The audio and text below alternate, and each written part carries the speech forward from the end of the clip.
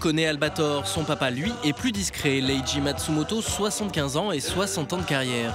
Le dieu vivant de la bande dessinée japonaise, le manga, était l'invité spécial du festival d'Angoulême.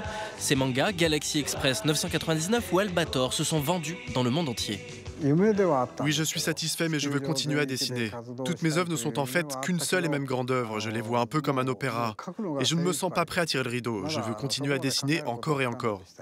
Auteur de dizaines de mangas comme de dessins animés, Leiji Matsumoto, c'est la figure vivante de la science-fiction japonaise. Quand j'étais petit, je regardais des dessins animés de Disney, Popeye et beaucoup de mangas. Ça me fascinait, je dessinais beaucoup, tout m'inspirait. Mais surtout, à l'âge de 5 ans, je suis allé voir un film. C'était La Tulipe et l'araignée, une sorte de dessin animé musical.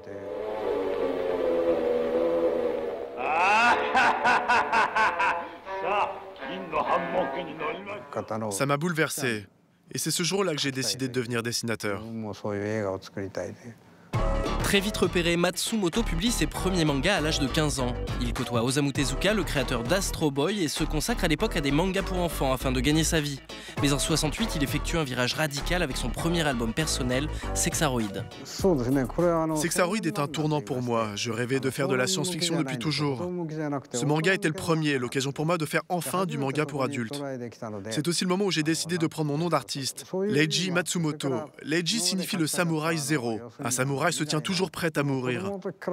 Quand je suis passé au manga pour adultes, m'appeler Leiji signifiait que j'étais prêt à me consacrer à mon œuvre de créateur de manga jusqu'à ma mort.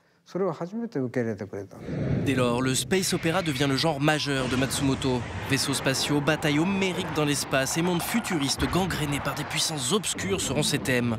Albator, alias le Captain Harlock en japonais, sera son personnage phare. Depuis tout petit, je rêvais de faire des histoires de pirates.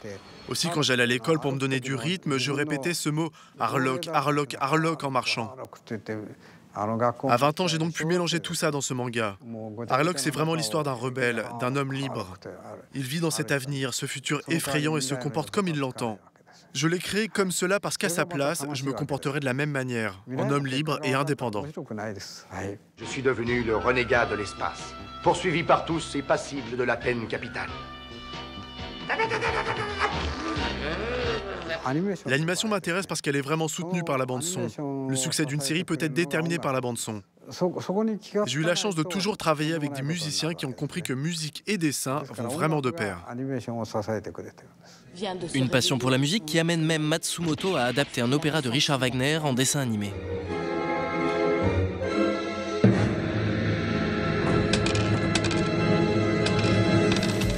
Et il n'en fallait pas moins pour qu'en 2003, Matsumoto participe à Interstellar 5555, le dessin animé qui donnera lieu au clip de l'album Discovery des Daft Punk.